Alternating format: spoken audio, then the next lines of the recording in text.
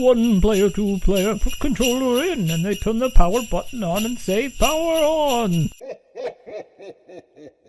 Remake Battlefield Earth. Like, no, we can leave that one. We're good. we could try it again.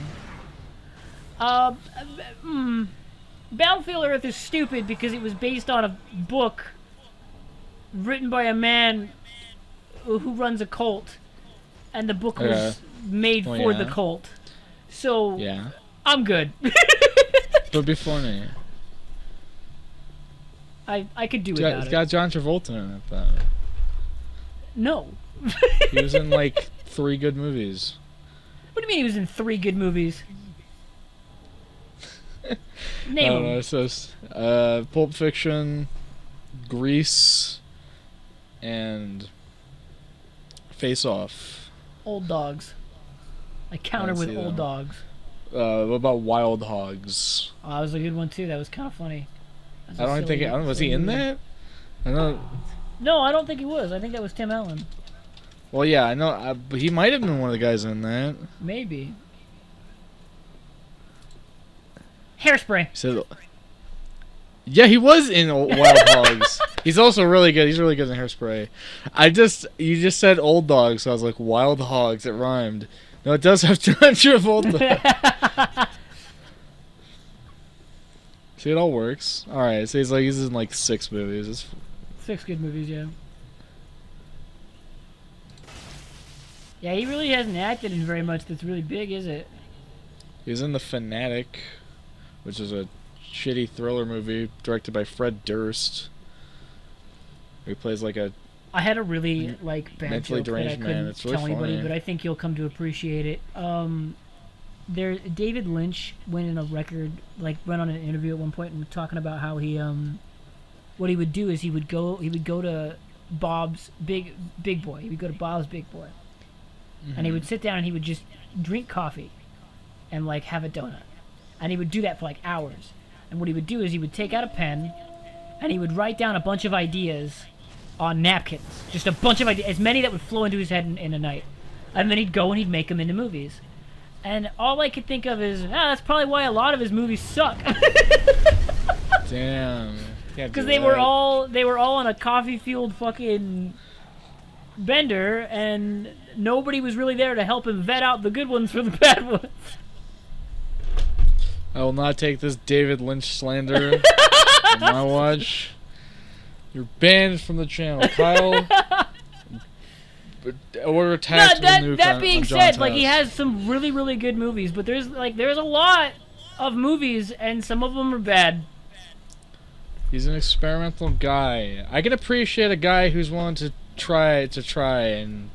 No, I appreciate him for that, yeah. I would rather a bad movie that's interesting than a bad movie that's boring.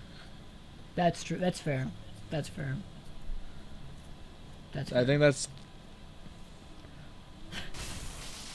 But I knew I think Dungeons and Dragons 2000 with Jeremy Irons is not a great movie, but it's entertaining. Is that the one that had the CGI at the end that you don't like? Yeah, the really shitty CGI that's so bad looking. I love that movie so much. It's a good time. I can't say it's a great movie, but it's an objectively good movie. It's not great. It's not groundbreaking. It didn't deserve an Oscar, but it's an objectively good movie. It's like Spawn, right? Spawn is objectively a good movie, but when you get to the end, that CGI really fucking sucks. Ooh. The CGI for that one scene in Spawn where he falls down to the cape, that you watch that scene, you go, that's where the budget went. Yeah, that's where all $14 of the budget went. But yeah, Dungeons and Dragons was a good movie. I liked that movie. I wish we had gotten the right sequel instead of the one where we deal with the poison dragon, and none of the original cast returned. That pissed me off. That's not true. Oh, the sequel, Wrath of the Dragon God. What? One, it's the blue lips guy, but he doesn't have his iconic blue lips anymore. I watched that, and I was actually surprised. Coming at from the perspective of a guy who plays D&D, I was like, oh, that was shockingly not not awful. Like I thought it was gonna suck, but I was like, it was okay. I prefer the first one. Yeah, no, I think definitely in terms of like rewatchability, I think the first one was much better. But I'm like, there's some nice little moments in that second one that I was like, there's the bit like when they're at like the hut trying to find they find the chest. So the guy's like the thief guy's like, ooh, hold on, and he's like checking for traps basically. I was like, that's like a D&D thing. And it was done in a really like pretty subtle way that was not really obnoxious with, hey, remember this thing from the game? I was like, he's doing the thief thing as dictated by the class in the game, where you're the traps detector guy. I was like, that's good. I was disappointed by the lack of connection to the first film outside of it felt really. It felt like the connection. Yeah, like none of the locations were the same.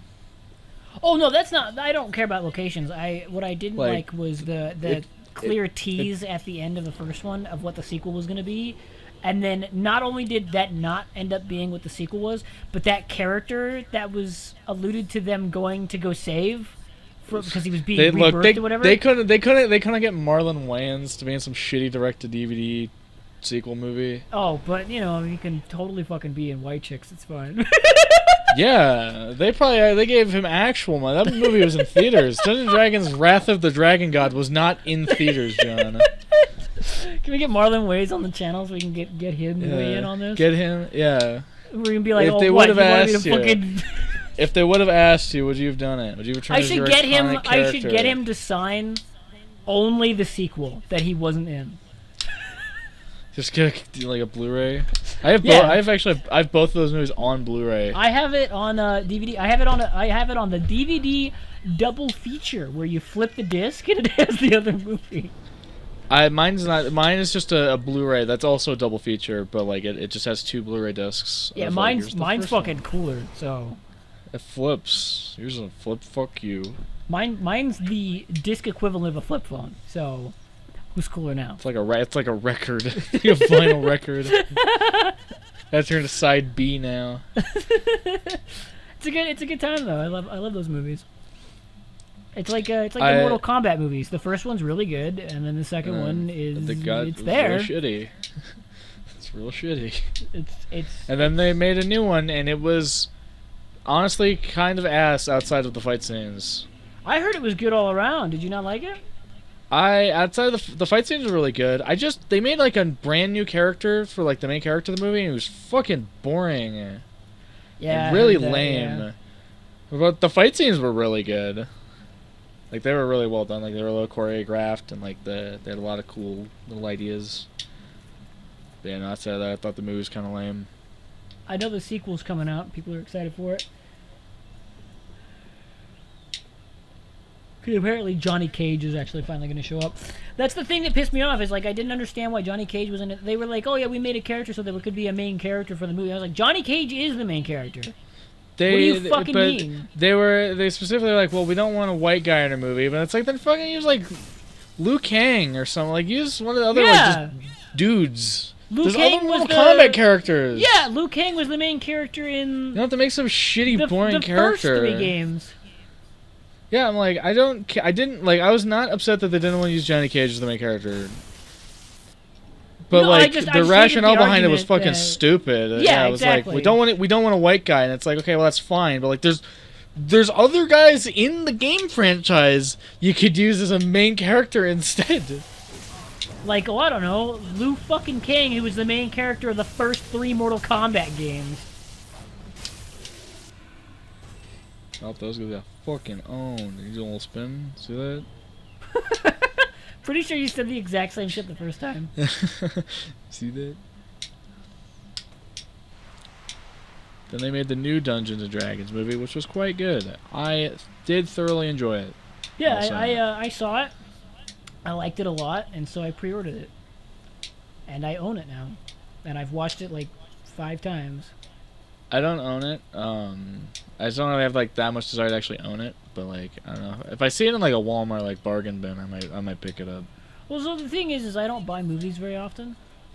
I just don't. I think the last 2 movies I bought that I haven't already pre-ordered as of now were Super Mario Brothers and Honor Amongst Thieves. Yeah, that was the last 2 movies I bought, brand new anyway. That weren't like out of the bargain bin.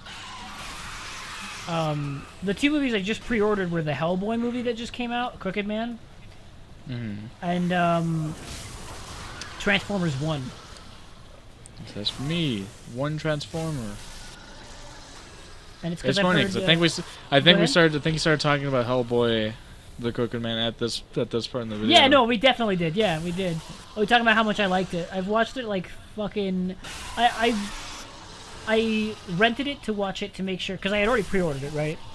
But Yeah. I was like on the fence. I was like, okay, I need to know if I need to cancel this pre-order because if it ends up being shitty like the 2014 one, I don't want to fucking get it. And so I rented it and I watched it with Ashley, and at the very, very end, she was like, "So are we canceling a pre-order?" And I went, "Fuck no, I want that. That's going on my shelf." Because it's a rad fucking movie, dude. It's so good. It captures Hellboy as a character perfectly. I love it. Crusted in jewels. And every time I talk to somebody, they go, "Oh, well, don't shit talk the Guillermo del Toro ones." And I go, "I'm not. I love those movies. They're just not accurate representations of a comic book Hellboy. Like they're a really good telling of Hellboy. Like they've got the wittiness and the sassiness down." Thanks, buddy. You gotta go, okay? Love you. Not being in your dreams. But like so, as far as accuracy goes, Hellboy and the Guillermo del Toro movies, the only reason we got the level of accuracy we did is because what's his name, who wrote Hellboy? His name, like, yeah, Mike Mignola. Magnolia, I think it's Magnolia. It doesn't matter. Yeah. It doesn't. Yeah, it's just a guy who created the comic you're so fucking in love with.